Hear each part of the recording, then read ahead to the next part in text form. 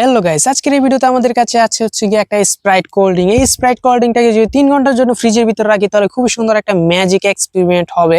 আর আপনারা এই ভিডিওটাকে পুরো ওয়াচ করে দেখবেন, তাহলে বুঝতে পারবেন যে এই ম্যাজিক এক্সপেরিমেন্টটা কি। তাহলে চলুন ভিডিওটা শুরু করা যাক। তার আগে ভিডিওতে একটা লাইক দিন, চ্যানেলটাকে সাবস্ক্রাইব করুন। চলুন শুরু করা যাক গাইস। তাহলে চলুন এখন এই স্প্রাইট কোল্ড ড্রিঙ্কটাকে ফ্রিজের ভিতর রাখা যাক। তার আগে এই স্প্রাইট কোল্ড ড্রিঙ্কটাকে ভালো করে জাগিয়ে নিতে হবে, যাতে এটার ভিতর যে গ্যাসটা আছে এই গ্যাসটা যাতে বের হয়ে যায়। তাহলে চলুন এখন এই স্প্রাইট কোল্ড ড্রিঙ্কটাকে জাগিয়ে নেওয়া যাক।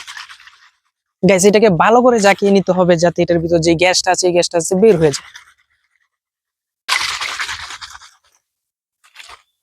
গাইস, স্প্রাইট কোল্ড ড্রিঙ্কটাকে ভালো করে জাকিয়ে নিয়েছি। এখন চলুন এই স্প্রাইট কোল্ড ড্রিঙ্কটাকে ফ্রিজের ভিতর রাখা যাক। গাইস, এই হচ্ছে আমাদের ফ্রিজ। এখন চলুন এই ফ্রিজের ভিতর এই স্প্রাইট কোল্ড ড্রিঙ্ক এর বোতলটাকে রেখে দিব। এখন ফ্রিজটাকে লাগিয়ে দিব। গাইস, এখন ম্যাজিক অর্থাৎ এক্সপেরিমেন্টের জন্য আমাদেরকে 3 ঘন্টা ওয়েট করতে হবে। আর 3 ঘন্টা পর এই স্প্রাইট কোল্ড ড্রিঙ্ক এর বোতলটা ম্যাজিক দেখানোর জন্য রেডি হয়ে যাবে। আর 3 ঘন্টা হতে অনেক টাইম। তার আগে যদি আপনারা ভিডিওতে লাইক করে না থাকে তাহলে লাইক করে দিন। চ্যানেলটাকে যদি সাবস্ক্রাইব না করে থাকেন তাহলে চ্যানেলটাকে সাবস্ক্রাইব করে দিন। গাইস, 3 ঘন্টা কমপ্লিট হয়ে গেছে। এখন চলুন এই ফ্রিজের ভিতর থেকে স্প্রাইট কোল্ড ড্রিঙ্ক এর বোতলটাকে বের করা যাক। আর গাইস, এই স্প্রাইট কোল্ড ড্রিঙ্ক এর বোতলটা বের করার সময় কোন ধরনের নাড়াচাড়া করা যাবে না, আর খুব সাবধানতার সাথে বের করতে হবে। তা না হলে যে ম্যাজিক অর্থাৎ এক্সপেরিমেন্টটা করবো এক্সপেরিমেন্টটা হবে না। তাহলে চলুন এখন এই ফ্রিজের ভিতর থেকে স্প্রাইট কোল্ড ড্রিঙ্ক এর বোতলটা বের করা যাক খুবই সাবধানতার সাথে।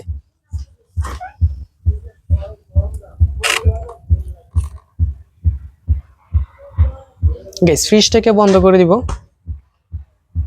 এই হচ্ছে বোতল। গাইস, এই হচ্ছে স্প্রাইট কোল্ড ড্রিঙ্ক এর বোতল। এখন চলুন এটার উপর থেকে এই লেবেল অর্থাৎ এই কাগজটাকে খুলে নেওয়া যাক, যাতে আপনারা পুরোপুরি ক্লিয়ার ভাবে দেখতে পারেন।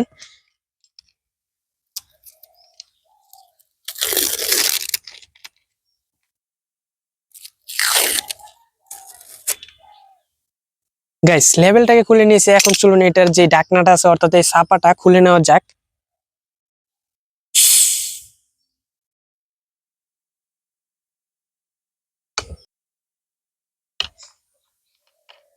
গাইস, দেখেন এটার ঢাকনাটা খোলার সাথে সাথে এটা দেখেন আইসে কনভার্ট হয়ে গেছে অর্থাৎ বরফ হয়ে গেছে। উপরের কিছু অংশ দেখেন বরফ হয়ে জমে গেছে, আর নিচের অংশটা বরফ হয় না, এটা বরফ হওয়া বাকি আছে। গাইস, এটাই হচ্ছে এটার ম্যাজিক, যে এটা যখন 3 ঘন্টা কিংবা 4 ঘন্টা কিংবা 5 ঘন্টা ফ্রিজের ভিতর রাখার পরে এটা সুপার কুল ঠান্ডা হয়ে যায়, তখন এটার মধ্যে এই ঢাকনা খোলার সাথে সাথেই এটার ভিতরে যে গ্যাসটা থাকে গ্যাসটা যখন রিলিজ হয়ে যায় অর্থাৎ বের হয়ে যায়, তার সাথে সাথে এটা আইসে কনভার্ট হয়ে যায়, মানে বরফ হয়ে যায়। এটা পুরোটা বরফ হয় নাই, এটার নিচের অংশটা বাকি আছে। গাইস, এইটাই ছিল আজকের এক্সপেরিমেন্ট, যে 3 ঘন্টা রাখার পর কি হয়।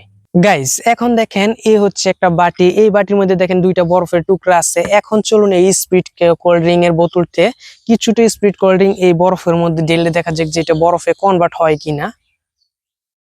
চলুন এখন ঢেলে দেখা যাক।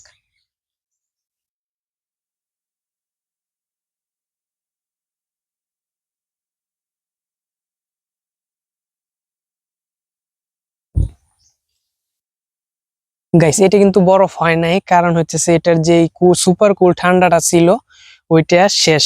গাইস, এই বোতলে ঢাকনাটা খোলার সাথে সাথে এটার মধ্যে যে গ্যাসটা ছিল এই গ্যাসটা রিলিজ হয়ে গেছে অর্থাৎ বের হয়ে গেছে। আর এটার মধ্যে যে সুপার কুল ঠান্ডা ছিল ফার্স্টে আনার সাথে সাথে, তার সাথে এখন আর এটার মধ্যে এই সুপার কুল ঠান্ডাটা নেই, তার জন্য এই বরফের মধ্যে দেওয়ার পরও এটা বরফে কনভার্ট হয় নাই। গাইস, এই স্প্রাইট কোল্ড ড্রিঙ্ক এর বোতলটা আইসে কনভার্ট হয়ে যাওয়ার কারণ হইতেছে যে এই স্প্রাইটের বোতলটা যখন 3 ঘন্টা ফ্রিজের ভিতর রাখা হয় তখন এটা সুপার কুল ঠান্ডা হয়ে যায়। আর এটা যখন ফ্রিজের ভিতর থেকে বের করা হয় তখন দেখতে দেখা যায় যে এটা পানির মতন, কিন্তু যখন এটা একটু নাড়াচাড়া করা হয় কিংবা এটার এই ঢাকনাটা খোলা হয় তার সাথে সাথে এটা আইসে অর্থাৎ বরফে কনভার্ট হয়ে যায়। গাইস, এটা আপনারা বাড়িতে ট্রাই করে দেখতে পারেন। আর ভিডিওটা যদি ভালো লাগে তাহলে ভিডিওতে একটি লাইক দেন, চ্যানেলটাকে সাবস্ক্রাইব করেন, কমেন্ট করে আপনাদের মতামত জানান। আর গাইস, এই স্প্রাইটের সাথে বরফ মিশিয়ে খাওয়াটার মজাই আলাদা।